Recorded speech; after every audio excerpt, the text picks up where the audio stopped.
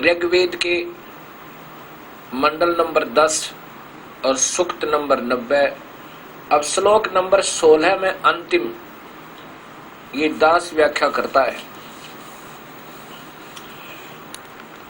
जो देवा माने भक्तात्माएं अयगम अधूरी गलत धार्मिक पूजा के स्थान पर यज्ञ सत भक्ति धार्मिक कर्म के आधार पर यजंत पूजा करते हैं, अर्थात विधिवत साधना शास्त्र अनुकूल करते हैं।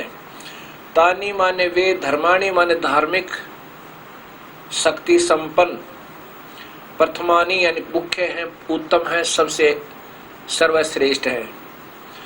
ते है वे ही वास्तव में महिमान महान शक्ति भक्ति शक्ति युक्त होकर जो सही विधिवत साधना करते हैं, उनमें नाम की कमाई आ जाती है, वो भक्ति से युक्त हो जाते हैं।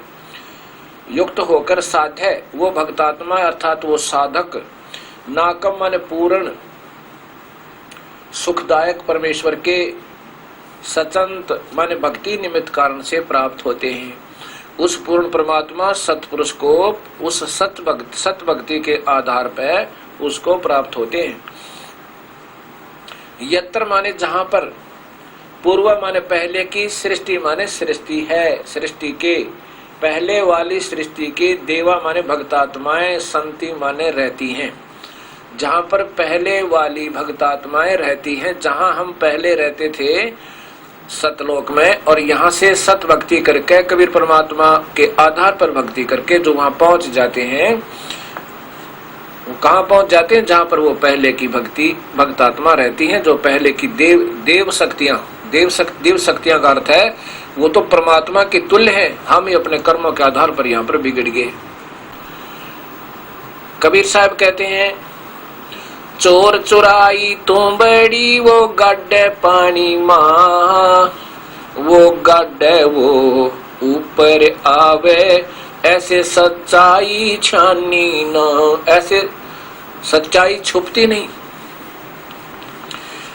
अब कबीर साहब की वाणी अब आपके सत्य स्वीकार होगी कि कबीर परमेश्वर ने सत्य कहा है जो कहा है। कबीर साहब की वाणी में सृष्टि रचना, धर्मदास ये जग बोराना, कोई न जाने पद निर्वाणा, यही कारण मैं कथा पसारा, जग से कहिए एक राम नियारा। यही ज्ञान जग जीव सुनावो, सब जीवों का भरम नसावो। अब मैं तुमसे कहूँ चिताई, त्रिदेवन की उत्पत्ति भाई। कबीर साहब अपनी प्रिय आत्मा धर्मदास जी से कहते हैं कि धर्मदास, अब मैं तुझे जो मार्ग बताऊंगा इसको कोई नहीं जानता,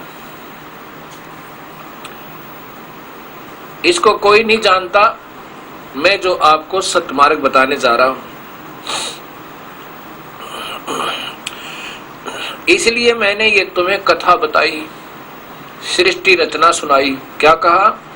यही कारण मैं कथा पसारा, जग से कहिए एक राम नियारा। इसलिए मैंने ये सृष्टि रचना आपको बताई है कि वो परमात्मा इन सबसे भिन्न है। अब इन तीनों देवता ब्रह्मा विष्णु महेश का जन्म बताता हूं, इनकी उत्पत्ति कैसे हुई। अब मैं तुमसे कहूँ चिताई, त्रिदेवन की उत्पत्ति भाई, कुछ संक्षेप कहूँ गहुराई, सब संशय तुमरे मिट जाई। अब इन तीनों देवता ब्रह्मा विष्णु महेश की उत्पत्ति आपको बताता हूं, और जिससे आपके सब संशय निवारण हो जाएंगे।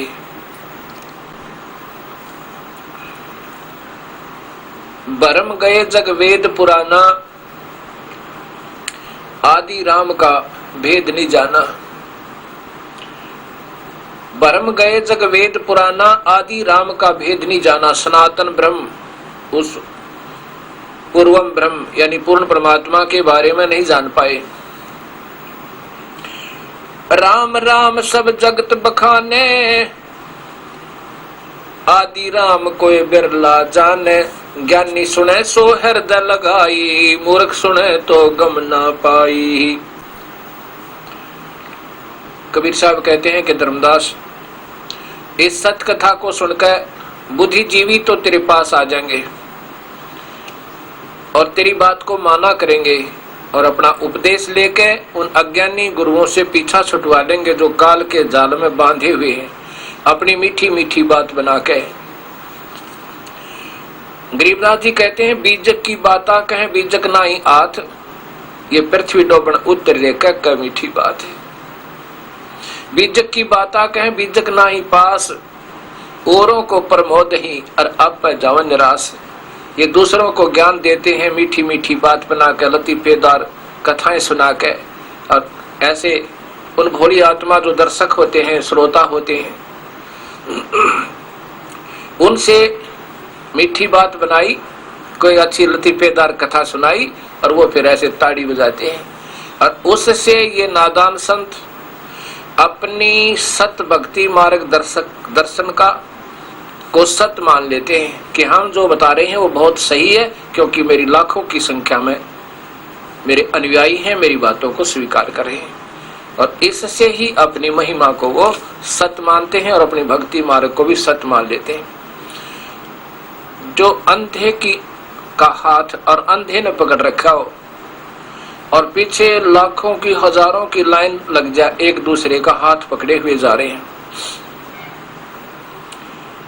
और आगे वाला अंधा जो है वो चतुर है, वो कहता आ जाओ, मुझे सब दिखाई देता है, तुम आ जाओ मेरे पीछे पीछे, चिंता मत करो। अब कोई आंखों वाला आके कहता भाई कहाँ लगा रखी है इतनी लंबी लाइन, कहाँ जा रहे हो तुम? वो पीछे वाले अनुयायी कहते हैं कि हम अपने गुरुदेव के पीछे पीछे जा रहे हैं, जो हमें रास्ता बता रहे हैं वो सही है। और वो आंखों वाला कहता है ये तो तुम उधर जा रहे हो, बहुत गलत रास्ते में, और बियाबान बहुत भयंकर वन है आगे, उसमें फंस जाओगे। वह कहते नहीं, हमारे गुरुजी हैं आगे आगे, उन्होंने सही रास्ता बता रखा, हम सभी जा रहे हैं, देखो ना कितने जा रहे हैं। अब कबीर साहब कहते हैं, जग सारा रोगिया रे, जिन सतगुरु वेद न जाण्या, जग सारा रोगिया रे, जग सारा रोगिया रे, जिन सतगुरु वेद न जाण्या, जग सारा रोगिया रे।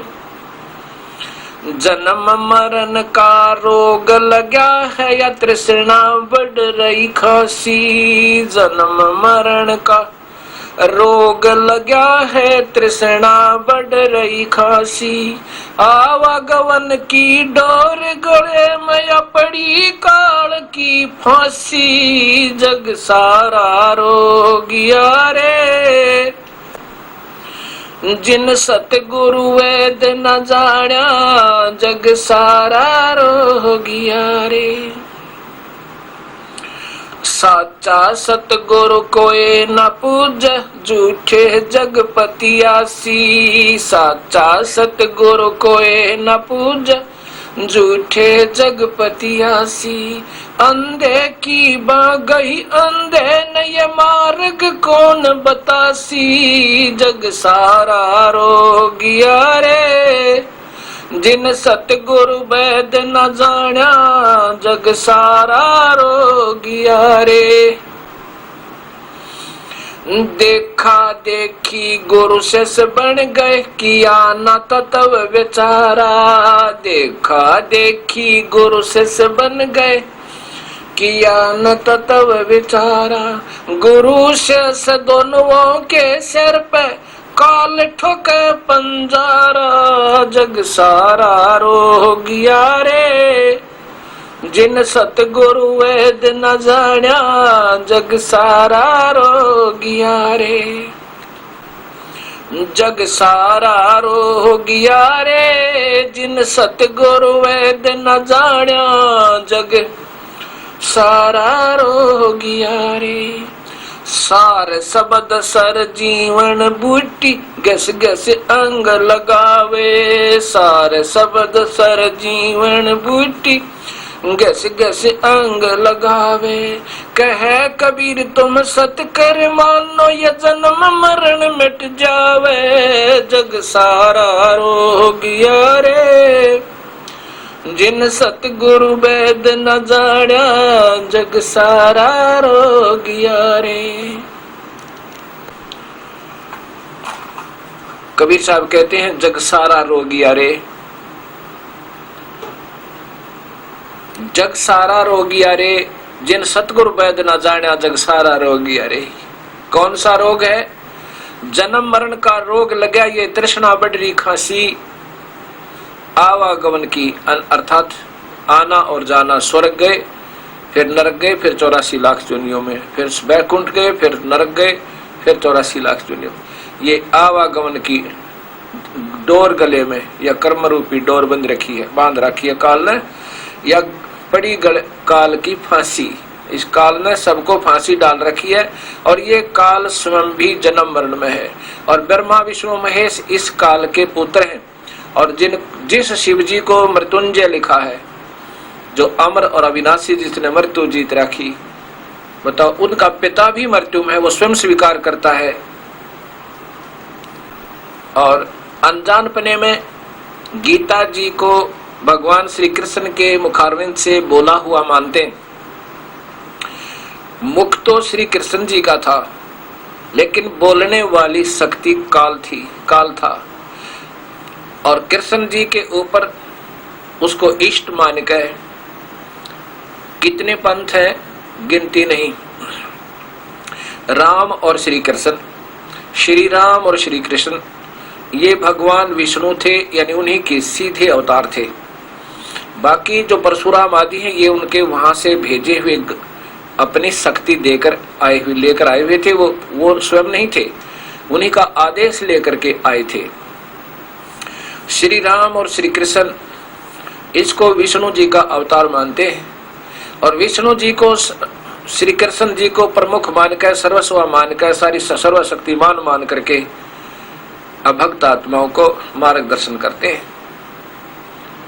जिसमें कौन कौन से पंथ हैं? श्री ये हंसादेश वाले बालेश्वर जी, सतपाल जी और सुधांशु जी, शिव जी को मृत्युंजय मान के इस 3 लोक के नासवान भगवान को, जो स्वयं देवी भागवत महापुराण में स्वयं स्वीकार करते हैं कि हम तो नासवान हैं और जन्म और मरण के अंदर हैं, हम नित्य नहीं, अविनाशी नहीं है। और श्री आसाराम जी, मुरारी बापू जी। अब ये कुछ हंस जो महापुरुष हैं जिनका आज बोल वाला है। और दूसरा राधा स्वामी पंथ है। वो महिमा तो गाते हैं सतपुरुष और सतलोक और सचखंड की। उनके किसी भी संत ने सचखंड नहीं देखा और ना ही वो परमात्मा देखा कैसा है। और जिन्होंने देखा उन्होंने बताया वो आकार में है, और वेद बताते हैं वो आकार में है। आंखों देखे संत गरीबदास जी, धर्मदास जी, गुरु नानक देव जी, नामदेव जी, दादू साहेब और मलुक दास जी, उन्होंने बताया कि वो सतलोक में रहने वाला कबीर परमेश्वर है, जो जुलाहा बनकर काशी में आया था। यहाँ उसने अपना अन्य रूप, अपने तेज को छुपा के और ऊपर एक चोला बनाया था नूर का। उसके एक रूम कूप के ऊपर वहां सतलोक में इतना रोशनी है उस परमेश्वर कबीर साहब की कि एक रूम कूप में करोड़ सूर्य करोड़ चंद्रमा दोनों मिला दे, उनकी रोशनी भी फीकी पड़ जावे एक रोम कूप के यानी रोशनी के तुल में। अब यहां देखिए, ये बताते तो वही हैं, लेकिन इनको स्वयं कोई दर्शन नहीं है, इसलिए फिर गोल बोल कर देते हैं। ये है महाराज दर्शन सिंह जी। ये महाराज जी कृपाल जी के शिष्य हुए। सावन सिंह के कृपाल सिंह के शिष्य ये दर्शन सिंह जी हुए। ये देखिए, इन्हीं की एक पत्रिका है ये है महाराज सावन सिंह जी, ये बाबा जयमल सिंह जी के सीधे शिष्य थे। इसके बाद ये देखिएगा, ये हैं कृपाल सिंह जी, जिन्होंने दिल्ली के अंदर आश्रम बनाया हुआ है, संत कृपाल सिंह। और तीसरे ये स्वयं है दर्शन सिंह जी, ये राजेंद्र सिंह जी हैं और ये दर्शन सिंह जी हैं, इनके राजेंद्र सिंह जी के गुरुदेव। इनसे किसी ने प्रश्न किया अमेरिका के अंदर, आत्मा और फिर परमात्मा का साक्षात्कार, ये क्या मानते हैं साक्षात्कार? इसी में देखना इन्हीं के द्वारा, क्या हम परमात्मा का साक्षात्कार कर सकते हैं? ये संत दर्शन सिंह जी के द्वारा लिखा हुआ है और दर्शन सिंह के शिष्य है, हाँ ये दर्शन सिंह है, इनके द्वारा लिखा है। अब ये देखिए, क्या परमात्मा का साक्षात्कार कर सकते हैं? Can we see the god का हिंदी रूपांतर, संत दर्शन जी महाराज से भेंट वार्ता। ये अमेरिका गए थे जब इनसे बात हुई थी। सन 1978 की प्रथम अमेरिका यात्रा के दौरान शिकागो रेडियो से प्रसारित भेंट वार्ता के आधार पर प्रश्न, क्या हम परमात्मा का साक्षात्कार कर सकते हैं? हाँ, हम इसी जीवन प्रभु का साक्षात्कार कर सकते हैं। क्या कहते हैं? आप जो बात कह रहे हैं उसका क्या प्रमाण है? जिस प्रकार हलवे का प्रमाण उसे खाने में निहित है, हलवा देख नहीं सकते, खा सकते हैं, इनका भाव ये है। अब देखिए आगे, निहित है, इसी प्रकार आत्मिक उपलब्धि का प्रमाण उसके अनुभव में है। हम ज्ञान और प्रभु का अनुभव प्राविता के माध्यम से प्राप्त करते हैं, जो संत मत का मार्ग है। स्वामी विवेकानंद, जिनका पूर्ण नाम नरेंद्र था, ने रामकृष्ण परमहंस से एक बार पूछा, प्रभु क्या आपने परमात्मा को देखा है? उन्होंने जवाब दिया, हाँ बेटा, परमात्मा को देखा है, उतनी ही स्पष्टता से के साथ जितनी स्पष्टता से मैं तुम्हें देख रहा हूं। आगे फिर बताते हैं, ये दर्शन सिंह जी के एक उदाहरण दे रहे हैं कि उन्होंने रामकृष्ण परमहंस ने विवेकानंद से बता दिया कि ऐसे ही देख सकते हैं भगवान को जैसे मैं तुझे देख रहा हूं, अर्थात आकार रूप में देख सकते हैं। फिर स्वयं की टिप्पणी दर्शन सिंह जी क्या कहते हैं? परमात्मा जब व्यक्त हुआ, व्यक्त माने आकार में आया, व्यक्ति रूप में। स्वयं मानते हैं, व्यक्त अपने हाथ से लिखते हैं। व्यक्त का अर्थ होता आकार में आना और व्यक्ति रूप में, व्यक्ति रूप में। परमात्मा जब व्यक्त हुआ, इजहार में आया, उसने दो रूप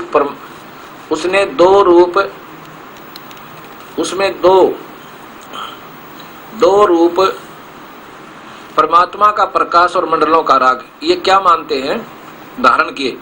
परमात्मा का यही रूप मानते हैं कि वो प्रकाश और बस कुछ उसमें सुनाई देव नाद, आकार नहीं मानते, कोई रूप है उसका। सिद्धांतों के संपर्क, क्या इन दो सिद्धांतों के से संपर्क स्थापित कर केवल हम परमात्मा को देख ही सकते हैं, वरना हम उसके रूबरू बातचीत भी कर सकते हैं। अब फिर देखिएगा, मतलब पीछे करो, देखिएगा, अब अच्छी तरह पढ़ो।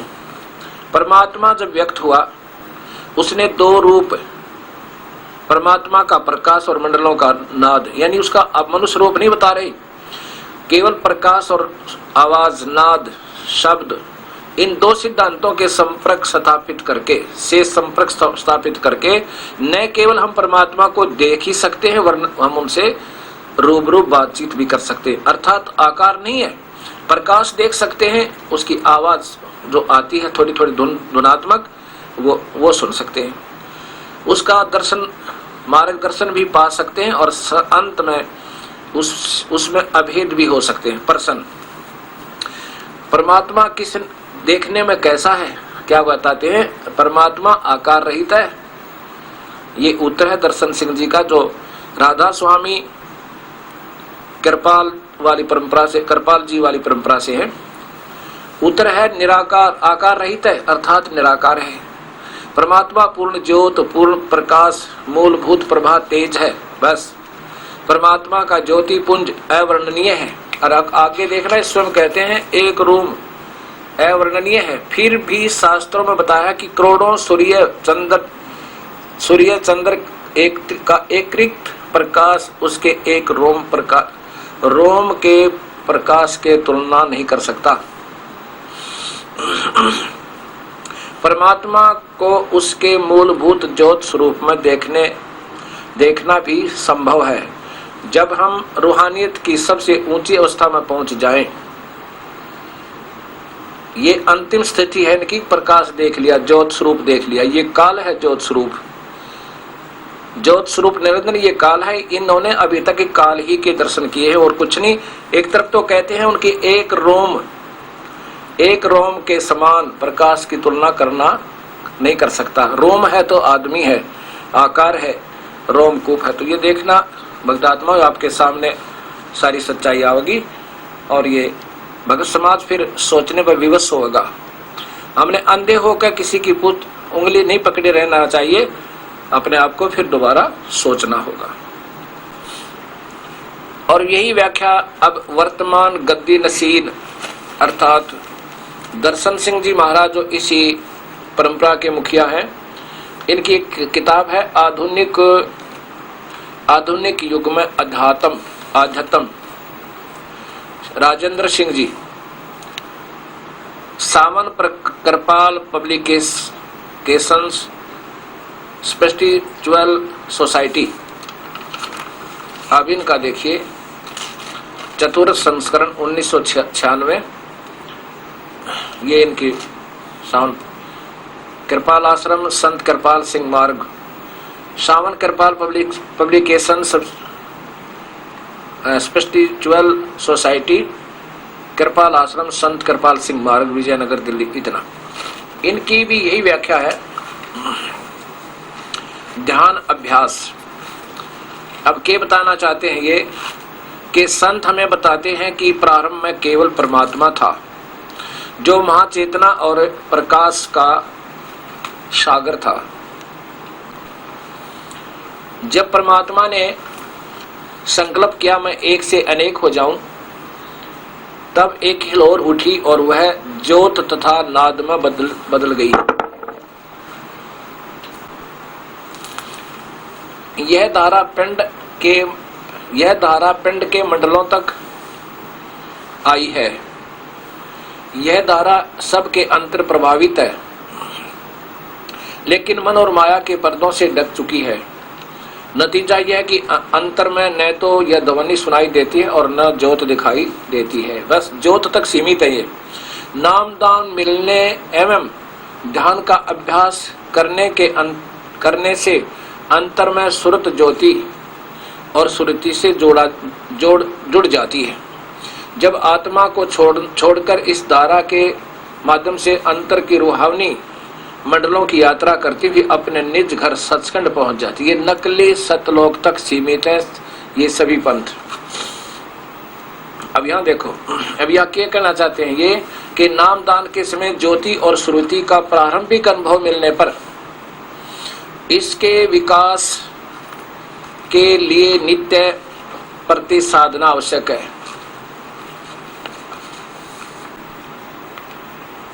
अब ये सभी पंथ चाहते तो हैं कि हम सतमार्ग दर्शन करें और समझाओ भक्ति मार्ग, परंतु ये स्वयं ही अधूरे हैं बेचारे। ये क्या बताएंगे सबको। यही काल ने कहा था कि मैं 12 पंथ नकली चलाऊंगा,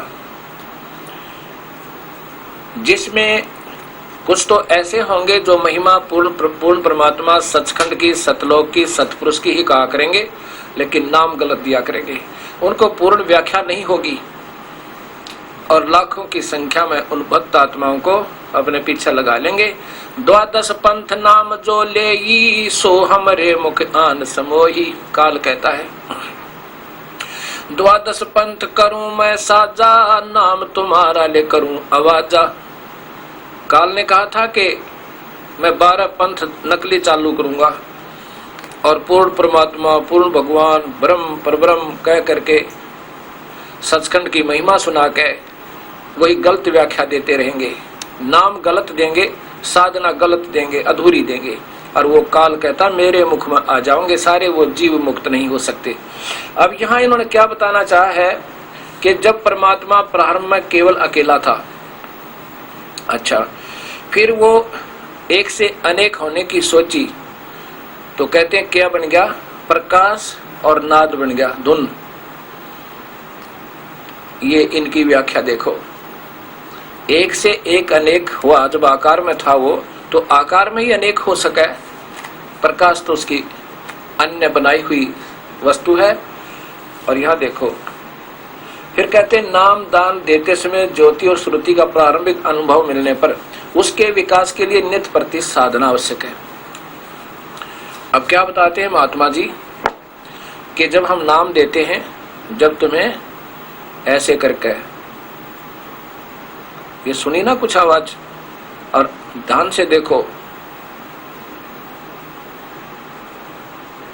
ये यहाँ प्रकाश दिखा, अगजी दिखा, ना दिखा वो भी यहाँ भर ले। अच्छा, अब इसको इस नाम दे दिए तुम्हारे को, ये 5 नाम, इनका जाप करो, इससे फिर ये और ज्यादा खुल जाएगा प्रकाश। अब ये साधना है। और फिर पूछा कि परमात्मा कैसा है दर्शन सिंह जी से, कि परमात्मा तो आकार रहित है। और फिर कहते हैं उसका तो हम आमने सामने बात कर सकते हैं, ये काल गुप्त रूप से बात करता है,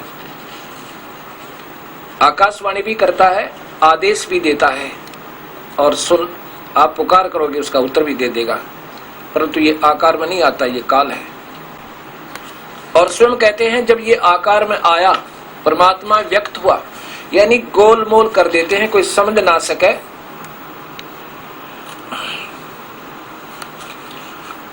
स्वयं कहते हैं महात्मा जी कि जब परमात्मा व्यक्त हुआ, व्यक्त माने आकार में आना, अव्यक्त माने निराकार,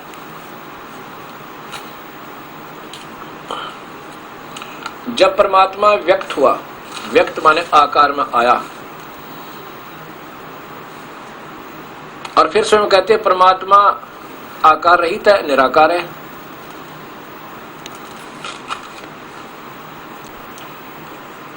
किसी का दोष नहीं, जब तक कबीर परमेश्वर की कृपा नहीं होगी ये जीव नहीं समझ सकता इस काल के जाल को। ये अकेले ही नहीं, ये पंथ, अब देखिएगा, आर्य धर्म के प्रवर्तक, आर्य समाज के प्रवर्तक महर्षि दयानंद जी के द्वारा रचित, अपनी सोच के आधार पर, अपने ही नियमों के आधार पर लगाई अटकलों से सत्यार्थ प्रकाश की रचना।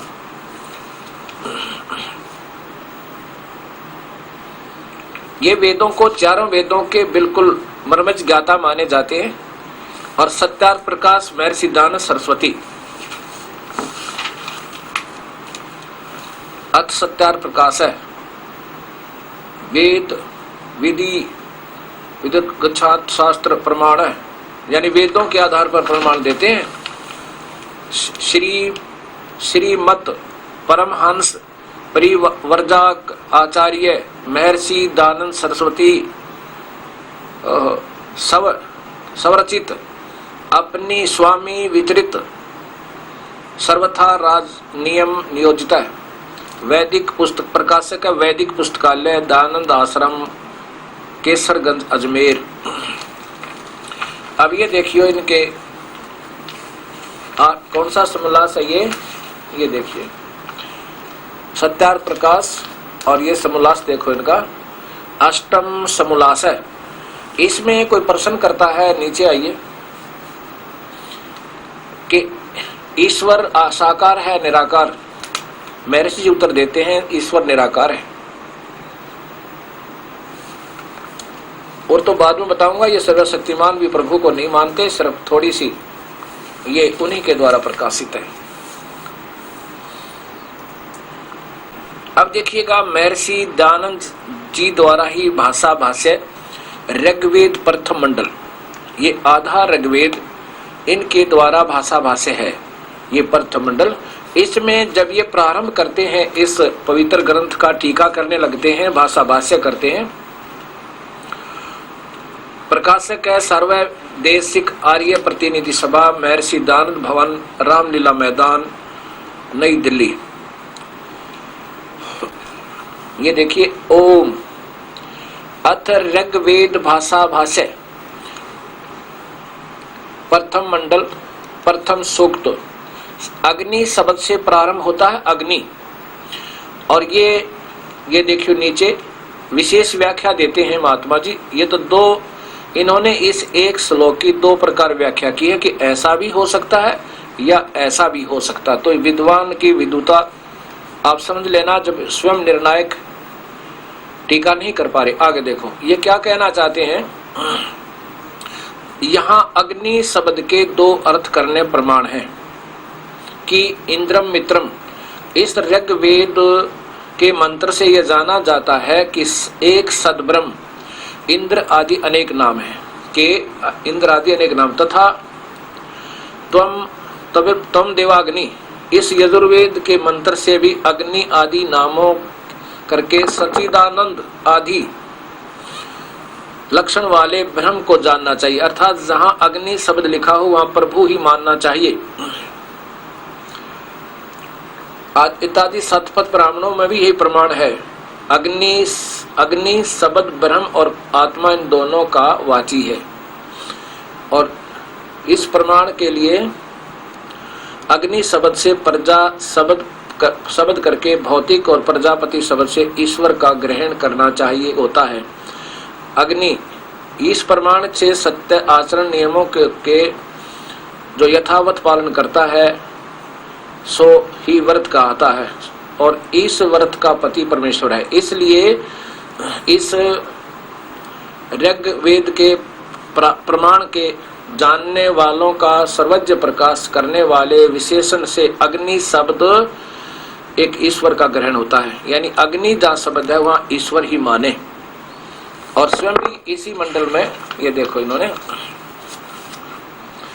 अग्नि माने परमेश्वर, इसी प्रथम सूक्त में और 2 नंबर श्लोक में अग्नि माने परमेश्वर स्वयं माना है इन्होंने। ये चौथे श्लोक में अग्नि माने परमेश्वर। अब मैं आपकी इनकी रचना यजुर्वेद दिखाता हूं। वेद बताता है परमात्मा आकार में है। ये यजुर्वेद लीजिए, ये भी स्वयं महर्षि दयानंद जी की ही रचना है। महर्षि दयानंद सरस्वती के द्वारा स्वयं ही रचित है। इसके ये प्रथम श्लोक में, प्रथम यजुर्वेद भाषा भाष्य, ये प्रथम श्लोक है। और इसके 15वें श्लोक में शब्द आता है अग्नेः तनुरसि।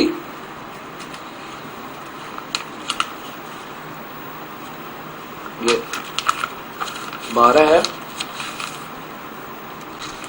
यजुर्वेद महर्षि दयानंद जी द्वारा भाषा भाष्य श्लोक प्रथम अध्याय का श्लोक नंबर 15 में आप देखिए स्पष्ट है। अग्नेः तनुअसि वाच विसर्जने देवः वीतये तवा गृह्णामि बृहत ग्रावा असि वांस्पते इदं देवेभ्यः हवि समीस्व सुसीम समीस्व हविकृत। यही हविष्कृत है। ये इसकी संस्कृत बनती है। इसमें सीधा ही अर्थ है अग्नेः तनुरसि। ये आपके सामने है अग्नेः तनुरसि। परमात्मा सशरीर है। यहाँ पर अग्नि शब्द का कोई अर्थ ही लिखना छोड़ दिया इस पूरे के पूरे वाक्य का। अग्नेः तनुरसि इस पूरे वाक्य का अर्थ छोड़ दिया और इसमें 11-12 शब्द बिल्कुल त्याग रख, बिल्कुल नहीं लिए इस भाषा भाष्य में। ये देखो, ये आपके सामने है, आप देख सकते हो पूरा का पूरा। ये महर्षि दयानंद जी द्वारा भाषा भाष्य, इसमें कोई भी शब्द कौन सा नहीं है। अग्नेः तनुरसि नहीं है, वाचो विसर्जन नहीं है, और फिर ये 11-12 शब्द छोड़ दिए, गोल बोल कर दिया कि पहले तो अग्नि शब्द को कह रहा हूं कि भगवान मानो, और यहाँ भगवान का शरीर लिखा है वो आकार में है। अब अचलित विचलित हो गए। और स्वयं जी महाराज जी कहते हैं, ये देखो यहाँ फिर इसी में 17वें श्लोक में अग्नेः तनुअसि स्वीकार करते हैं। अग्नि माने परमेश्वर। 17वें में। अब 18वें में देखो, अग्नि परमेश्वर, और जहां परमेश्वर लिखना था वो छोड़ दिया। अब देखो 5वें अध्याय का इन्हीं के द्वारा टीका, 5वां अध्याय यजुर्वेद, ये यजुर्वेद ही चल रहा है, यजुर्वेद भाषा भाष्य, और ये अथ 5वां अध्याय आरंभ। अब नीचे देखो, अग्नि तनुरसी, ये फिर आ गया। अब कहां तक छुपा हुआ है? अब यहां इन्होंने गोलमोल करना पड़ा इसका। क्या लिखा? हे मनुष्यो, अग्नि तनुरसी लिखना था भगवान सह शरीर है, परमेश्वर सह शरीर है, यहां परमेश्वर लिख देते।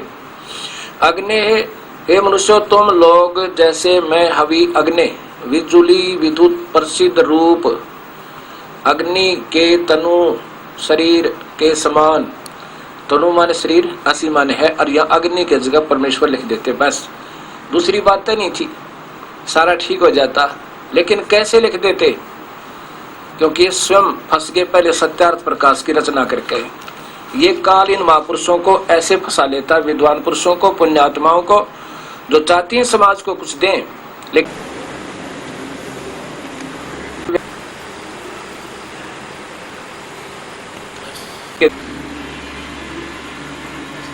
सब गलतियां। महर्षि दयानंद जी ने पहले सत्यार्थ प्रकाश की रचना कर दी, उसमें लिख दिया परमात्मा निराकार। उस समय इस महापुरुष के सामने या सबकी बुद्धि अपने हाथ में रखता हूं। इन्होंने वेदों को ज्यादा नहीं पढ़ा, मोटा मोटा देखा था जब सत्यार्थ प्रकाश की रचना कर दी। इसके सामने ये आने ही नहीं दिए श्लोक, और जब इनके हाथ बंद गए और सत्यार्थ प्रकाश में हो गया, सब जगह भगत समाज में पहुंच चुका था, उस समय ये मजबूर हो गए। फिर इन्होंने भाषा भाष्य प्रारंभ किया। फिर ये कैसे लिखते परमात्मा आकार में, मजबूर हो गए। वेद बताता है वो आकार में कहीं और है। इसी यजुर्वेद के अब 40वें अध्याय में आप देखो, जैसे पहले भी मैंने दिखा था, इन्हीं के द्वारा भाषा भाष्य है कि वो परमात्मा तो गुप्त है, जो पूर्ण ब्रह्म है, और वो आकार में है। आकार में वेद बता रहे हैं, और यजुर्वेद ही बताता है वो कबीर परमेश्वर है। अब देखो इस 40वें अध्याय का वही 17वां श्लोक देखिएगा।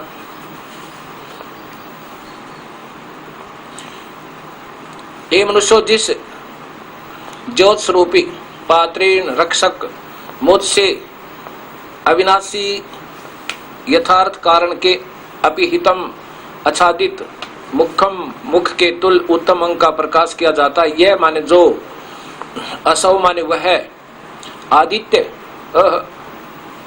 आदित्य प्राण व वायुमंडल, आगे लो, प्राण व वायुमंडल में पुरुष माने पूर्ण परमात्मा है, स माने वह है, ऐसा वो माने परोक्ष रूप है। ये अपने हाथों से लिखते हैं, वो तो गुप्त है, कोई और परमात्मा है जो सूर्य मंडल ऊपर के लोक में रहता है, दिव्य लोक में। अहम माने मैं, खम्ब ब्रह्म काल, तो केवल खम्ब माने स्वर्ग तक ही ले जा सकता हूं, और मेरा ओम नाम है, बस। ये स्वयं मानते हैं कि वो परमात्मा, यह माने जो वह, असो माने वह आदित्य प्राण व सूर्य मंडल में पुरुष माने पूर्ण परमेश्वर है, स माने वह है परोक्ष रूप है, वो तो छुपा हुआ है, वो तो गुप्त है, वो दिखाई नहीं देता। दो भगवान मान ली, दो तो ये बता ही रहे हैं। अब इसी यजुर्वेद के इसी 5वें अध्याय का 32वां श्लोक इन्हीं के कमलों द्वारा भाषा भाष्य किया हुआ आपको दिखाता हूं। उसमें भी नहीं छुपा सके कि वो कबीर परमेश्वर है, वो पाप कर्म काटने वाला है, वो बंदी छोड़ है, बंधनों का शत्रु है, सतलोक में रहता है। ये हुई यजुर्वेद महर्षि दयानंद सरस्वती के द्वारा भाषा भाष्य, इनके ही द्वारा कर कमलों द्वारा ये 32वां श्लोक 5वें अध्याय का अध्याय, ये है 5वां अध्याय और ये 32वां श्लोक। ये संस्कृत है। उसी गसी कबीर अंगारी असी, कबीर अंगारी असी, बम्भारी अविसुरसी, दो वसवान सुधन्यो असी मार्जालीय सम्राट असी सम्राट राजा धीराज कृशानु प्रसिद्ध पवमान नभो असी मृतप्रतका मृष्टवसी अवे सूदन रत धामा असी स्वर जो होता है स्वर ज्योति। यहाँ देखो, हे जगदीश्वर, जिस कारण से आप उसी कांति मान असी माने है। अंगारी, अंगारी का अर्थ होता है पाप काटने वाला, खोटे चलन के शत्रु, जीवों का शत्रु कवि। यहाँ कवि का कांत पर जो लिख दिया, यहाँ लिख देते कबीर है। इसको कबीर समझ लो, जैसे नी अक्षर लिखेंगे निर अक्षर भी बोल सकते हैं। यजुर्वेद है उसको यजुर ही बोला जाएगा। कबीर, वो कबीर है, यहाँ ये लिखना था। आगे देखो, और ये मूल संस्कृत बता रही है वो कबीर है, ये कबीर है। इनका इन्होंने रह हटा के अक्षर लगा दिए। अब यहाँ देखिए, बमबारी माने बंधनों के शत्रु, हम उनको बंदी छोड़ कहते हैं। बमबारी, ये देखो बमबारी, बंधनों के शत्रु, इन्हीं के शब्दों में वो बंधन के शत्रु, बंदी छोड़, हम उनको बंदी छोड़ कहते हैं कबीर साहब को। आगे देखो, असी है। अब यहाँ देखो, नीचे वाला दिखाना चाहता हूं कि वो स्वयं कहते हैं वो सतलोक में रहता है। रत धामा, रत धामा सतधाम युक्त है। ये अपने करकमलों से लिख रहे हैं, वो तो सतलोक में रहता है। अब छुपा छुपा कर छिक लिए, फिर बिना छुपा उसके सवर ज्योति स्वयं प्रकाशित सतलोक में रहता है, क्योंकि उस परमात्मा का स्वयं प्रकाश है कबीर साहब का। ये नहीं बेचारे अकेले ही नहीं ऐसे विचलित है, इसी प्रकार ईसाई धर्म और मुसलमान धर्म भी विचलित है। और जबकि शास्त्रों में सत्य प्रमाण है, ये शास्त्र बिल्कुल सत्य है। अब देखो पवित्र बाइबल में, पवित्र बाइबल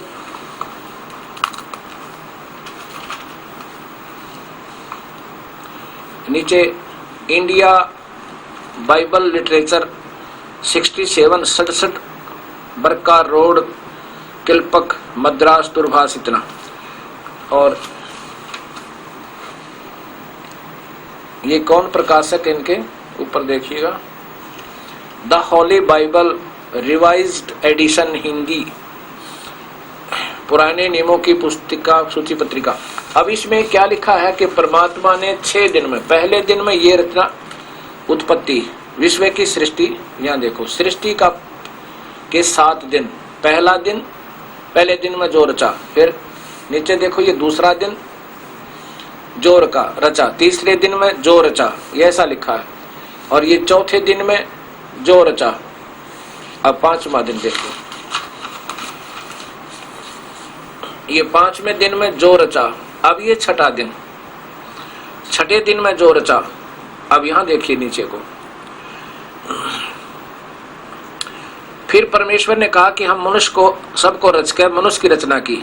परमेश्वर ने कहा कि हम मनुष्य को अपने स्वरूप के अनुसार अपनी समानता में बनाएं, और वे समुद्र की मछलियों और आकाश के पक्षियों और घरेलू पशुओं और सारी पृथ्वी पर और सब रेंगने वाले जीवों पर जो पृथ्वी पर रेंगते हैं अधिकार रखें, यानी उनसे वो तगड़ा होवे, समझवान होवे। तब परमेश्वर ने मनुष्य को अपने स्वरूप के अनुसार उत्पन्न किया। मनुष्य, इसलिए परमात्मा मनुष्य जैसा है। अपने ही स्वरूप के अनुसार परमेश्वर ने उसको उत्पन्न किया, और वह नर और नारी करके उसने मनुष्यों की सृष्टि की। बताए के कमी छोड़ दी शास्त्रों ने, शास्त्र बिल्कुल स्पष्ट है। फिर परमेश्वर ने उनसे कहा, सुनो, किनको? मनुष्य से, जितने बीज वाले छोटे छोटे पेड़ सारी पृथ्वी के ऊपर हैं और जितने वृक्षों में बीज वाले फल होते हैं, वे सब मैंने तुमको दिए हैं, वे तुम्हारे भोजन के लिए हैं। और जितने पृथ्वी के पशु और आकाश के पक्षी और पृथ्वी पर रेंगने वाले जंतु हैं, उनमें जिनमें जीवन के प्राण हैं, उन सब के लिए खाने के लिए मैंने सब हरे हरे छोटे पेड़ दिए हैं, और वैसा ही होगा। इसमें परमात्मा ने फिर देखो कहीं नहीं लिख रहा क्या मनुष्यों को मांस खाओ, बकरे काटो, गऊ खाओ, गधे खाओ, कहीं लिखा है मालिक ने? ये उस परमेश्वर का आदेश है। आगे जो कुरानों में आदेश है वो उनके फरिश्तों, काल के फरिश्तों के और काल के आदेश है, ये इस मालिक के नहीं। इसलिए वो जो आगे इसके विरुद्ध किया जा रहा है वो काल के लोक में ही रहेंगे और इस भगवान के दोषी हैं। अब यहाँ 7वां दिन विश्राम किया, परमात्मा ने 7वें दिन ये सब कुछ रच के और समाप्त किया, अपना विश्राम किया। अब इसका मुसलमान धर्म के अंदर कुरान शरीफ एक उत्तम शास्त्र माना जाता है, वो दिखाता हूं। अब भक्त समाज देखिएगा, ये कुरान शरीफ, अब इस सत शास्त्र को देखकर पढ़कर सभी धर्मों को दोबारा सोचना होगा, ये भूलना होगा कि हम न्यारे हैं, भिन्न भिन्न हैं। यह हमारा प्रभु कोई भिन्न है, एक ही परमात्मा है, हम उसी के बच्चे हैं। ये काल हम सबको भ्रमित करा, वो निराकार भगवान जो अव्यक्त कहलाता है, जिसको सभी उसी की महिमा गाने वाले संत भी विचलित है, चाहे वो कबीर पंथी है, चाहे गरीबदास पंथी है, और चाहे घीसा पंथी है, चाहे मोहम्मद साहिब के मानने वाले, चाहे ईसा जी के मानने वाले, और चाहे हिंदू समाज, अभी तक सबको गुमराह किया हुआ है। क्योंकि ये दास भी मेरे गुरुदेव जो कभी स्वामी रामदेवानंद जी महाराज कबीर साहिब के अनुयायी होते हुए गरीबदास जी, क्योंकि गरीबदास जी भी हमारे एक अनमोल रतन हैं, क्योंकि उनको कबीर परमात्मा ने सीधा धर्मदास की तरह आकर दर्शन दिए थे, और उन्होंने जो एक सत शास्त्र की ग्रंथ साहिब की रचना की, वो उनके अनुसार साधना करते और कराते थे, लेकिन उनकी सही नहीं सुना किसी ने। वो कहते थे लेकिन कोई मानता नहीं था। इस दास के ऊपर ऐसा असर किया उन्होंने, ऐसी रजा बख्शी कि जो उन्होंने कहा वो सत्य मानकर फिर इनको देखा सभी शास्त्रों को, फिर ये अनमोल रतन मुझे दे गए। अब मैं पहले गरीबदास जी के अनुयायियों से बहुत मिला, वो कोई तो ओम भागवते वसुदेव नाम देते हैं, कोई ओम नमः शिवाय। ये दास गया एक बार पंजाब के अंदर रत्तेवाल स्थान, जो कि गरीबदास जी की परंपरा में एक परम आदरणीय हंस संत पूरी वाले हुए हैं, उनका मुख्य स्थान माना जाता है वहां पर। और वहां के उसमें प्रबंधक संत श्री ब्रह्मानंद जी वयोवृद्ध, उनकी आयु लगभग 76 से ऊपर आयु हो चुकी होगी मेरे अंदाजे से उस समय वो, और एक नंबर के संत माने जाते थे।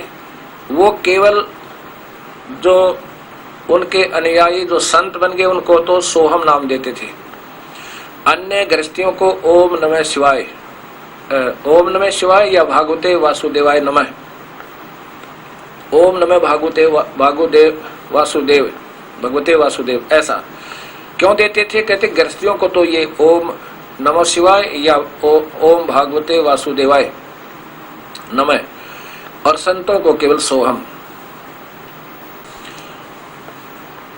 और अन्य कोई ओम और सोहम देते हैं, कोई मौखिक जाप बताता है, लेकिन गरीबदास जी कहते हैं कि ओम सोहम, ओ सोहम अक्षर खंड है भाई, और सोहम ऊपर और है सत सुकृत एक नाम, जब तक वो नहीं मिलेगा ओम सोहम बाद विवादा।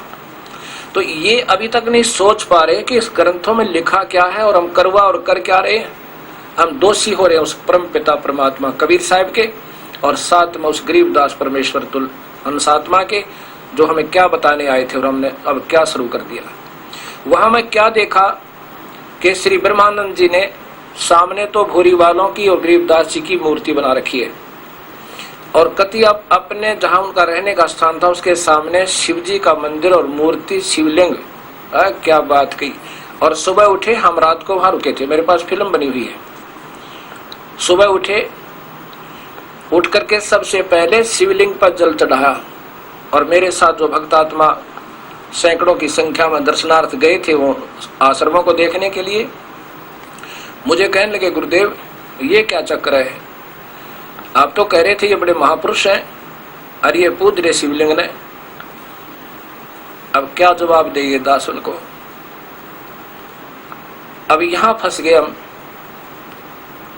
कहा मैं कबीरपंथी, कहला मैं गरीबदास पंथी, और पूज्य काल को शिवलिंग जो एक बिल्कुल नासवान भगवान, और कहा परमेश्वर। फिर क्या बनाते हैं? कहते हैं गरीबदास ने लिखा है, दास गरीब दर शिव का दान, भक्ति मुक्ति जन दी निदान। अब ये मुक्ति शिवजी वाली तो हमने ना जाने कितनी बार प्राप्त कर ली है। भगवान शिव ने पार्वती जी को ये प्रथम नाम दिए थे 5, जो हम आपको 7 देते हैं। और भगवान शिव भी इतना ही अमर है, जैसे पार्वती को अमर कर दिया, जब तक शिव की आयु है तब तक पार्वती रहेगी। ये तो हम असंख्यों बार हो चुके इतने अमर। तो गरीबदास जी कहते हैं और डले ढूंढता है और पूजाएं जो तुम इधर उधर फिरते हो, किसी तीर्थ पे, कोई पितर का, कोई भूतों पे, इससे अच्छा तो शिव जी ने पूज लो। इससे भी थोड़ी बहुत यहाँ की सुविधा, थोड़ी बहुत आयु तुम्हारे को, यानी आयु तो नहीं बढ़ सकती, जब तक श्वास है तब तक आप रहोगे। और छोटी मोटी राहत इन अन्य पूजाओं से ठीक है, लेकिन मुक्त नहीं हो सकते, जन्म मरण नहीं मिटेगा। अब ऐसे बात उलझ रही है, और जब तक वो सही नाम नहीं मिलेगा और देने वाला अधिकारी नहीं मिलेगा, तब तक यह बात बने कोई ना। मेरे गुरुदेव ने इस दास के ऊपर वर्जा की, लाखों की संख्या में शिष्य किसी को नहीं दिया ये मंत्र, क्योंकि वो योग्य नहीं बन पाए थे, क्योंकि वो मानते ही नहीं थे, अपने हिसाब से चलते थे। महाराज जी को भी मानते थे, अन्य पूजाएं भी सारी करते थे। क्यों? क्योंकि गरीबदास पंथ में सभी कर रहे हैं, देवी भी, कृष्ण भी, माता भी, ऐसे। फिर उन महापुरुष ने, ब्रह्मानंद जी ने क्या बताया मुझे, हमारी कैसेट में रिकॉर्ड है, वीडियो कैसेट में, कि यहाँ पर पंजाब के मुख्यमंत्री उसमें श्री बेअंत सिंह जी से थे, वो आए और श्री भागवत का सप्ताह प्रारंभ किया। ब्रह्मानंद जी कहते हैं हमने श्री भागवत का, श्रीमद् भागवत सुधा सागर का सप्ताह प्रारंभ किया। तो उसके प्रारंभ पर मुख्यमंत्री चंडीगढ़ से हेलीकॉप्टर से आए, और जो भोग पड़ा 7वें दिन तो भी हेलीकॉप्टर से आए। बताओ, अब ये महात्मा और कबीर पंथी यानी गरीबदासी का अलावा पाठ करें देवी भागवत, इसका श्रीमद् भागवत का, केवल कृष्ण जी ताई का, विष्णु जग तक की महिमा का गुणगान कर रहे हैं पूरे पंजाब में। ये दास कौन का है, 100 वहां पर आश्रम है, लेकिन केवल काल तक की पूजा। सोहम जाप अमर नहीं भाई। कबीर साहब कहते हैं सोहम सोहम जप मरे व्यर्था जन्म गवाया, और सार शब्द मुक्ति का दाता वाह का भेद नहीं पाया। एक भक्त ने कहा कि गरीबदास जी ने कहा कि सतगुरु सोहम नाम दे गुर्द बिरज विस्तार, और बिन सोहम सीझे नहीं वो मूल मंत्र निजसार। यही तो वो बात है, समझेंगे तब बात बनेगी। सबसे पहले ओम नाम चलेगा, ये पार ब्रह्म की यानी ब्रह्म की कमाई है ओम नाम से, इसको यहाँ छोड़ देंगे। फिर ऊपर की जो पार ब्रह्म की कमाई है, और वो भी अधिकारी संत देव है, ये कोई भी नहीं दे सकता इसको। जो कृष्ण को पार ब्रह्म मानने वाले और सोहम मंत्र देते हैं, वो तो वैसे ही नहीं, वो तो तहसीलदार होकर, तहसीलदार भी नहीं कह सकते उनको, और मोर मारे मुख्यमंत्री की। तो ये तो अनजानपना वो कर सकते जो कुछ भी नहीं है, सिर्फ ढोंगी है। जिनको ज्ञान होगा वो सोहम मंत्र नहीं दे सकते, उनको अधिकार ही नहीं है देने का। अब यहाँ क्या बात है कि जैसे हमने नलका लाना है, हैंडपंप लगाने के लिए बोकी मारनी पड़ेगी, तो ये सोहम मंत्र, इसका 2 प्रकार से जाप है। और जो सो बाहर हम अंदर, ये तो मूर्खता का प्रमाण है, ऐसा जाप नहीं है इसका। अब इसके भी 2 टुकड़े कर दिए थे, व्यर्थ वैसे ही हुआ। अब क्या होता है कि जैसे सो अहम मैं वो हूँ, इस विष्णु जी का उपासक इस नाम का जाप करता है, विष्णु लोक में चला जाएगा। और शिव जी का उपासक शिवोहम, तो उस शिवलोक में जाएगा। अगर वो देने वाले पूरे सच्चे गुरु तो नाम प्राप्त होगा, तो इन नकलियों से नहीं। और दूसरे जो पूरे परमात्मा सतपुरुष के नुमाइंदे संत से ये मंत्र मिलेगा, तो पर ब्रह्म का ऋण मुक्त होगा। पार नहीं हो सकते, पार होने के लिए वो सार नाम, सार शब्द अवश्य लेना होगा। जैसे हैंडपंप लगा रहे हैं, ये तो वो सतनाम का काम है। सतनाम जिसे हम कहते हैं, ओम मंत्र और साथ में एक और मंत्र, ये सतनाम हो गया। और सतनाम ने हमें पहुंचा दिया, जैसे हैंडपंप की पाइप डालते डालते पानी तक पहुंच गई। अब ऊपर मशीन चाहिए, वो मशीन नहीं, हैंडपंप नहीं है तो वो सब व्यर्थ है।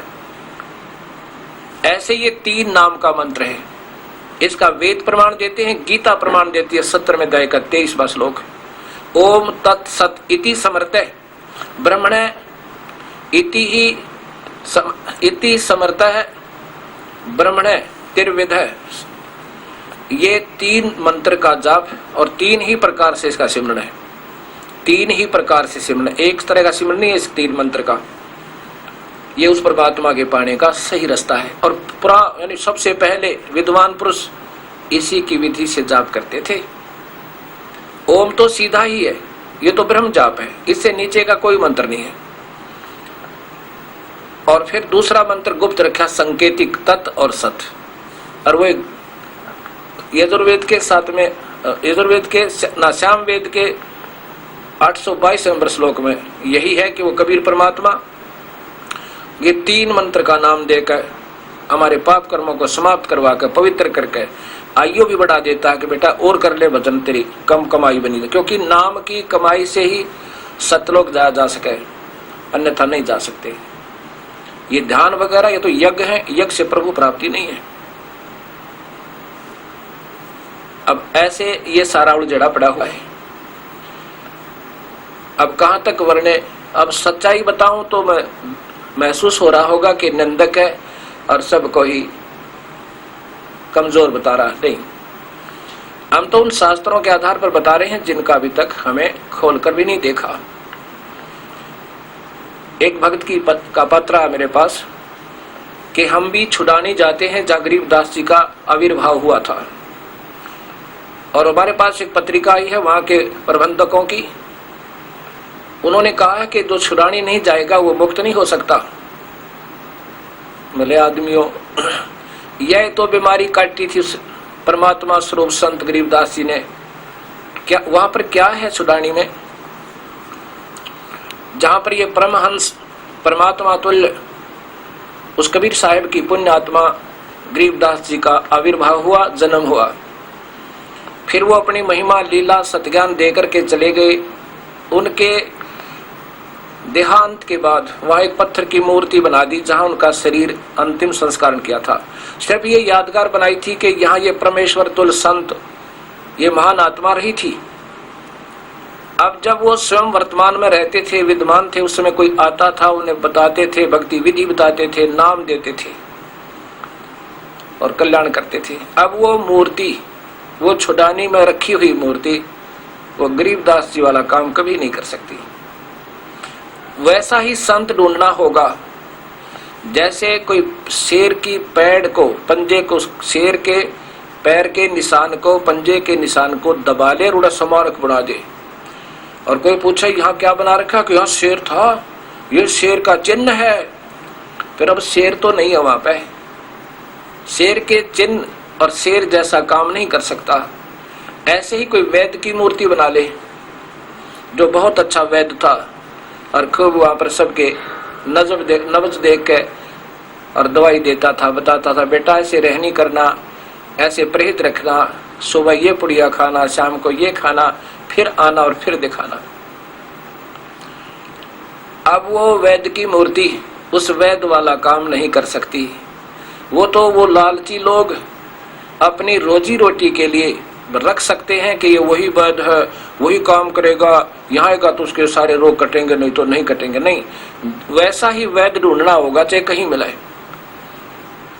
इसी प्रकार वो संत ढूंढना होगा जो उसी के पद चिन्हों पर चल रहा है, जिसके जो उन्हीं का कृपा पात्र है, उसी परमेश्वर की रजा जिस हंस पर है और उसके पास पूर्ण शक्ति, वो पूर्ण मंत्र है और उसी की रजा से वो जीव मुक्त कर सकता है। अन्य तो ये असंख्य जन्म हो गया हमने ये नाटक करते नहीं। अब जिन संतों को पता भी लग जाएगा कि हम वास्तव में अधूरे हैं, अब उनकी प्रभुता नहीं आन दे। वे प्रभुता भी काल का प्रथम मतलब बहुत जबरदस्त जाल है, यह मान बढ़ाई नहीं छूटे। रामानंद जी 104 साल के महात्मा जिसके लाखों शिष्य थे, 1400 तो ऋषि बना रखे थे, 1484 शिष्य हो गए फिर।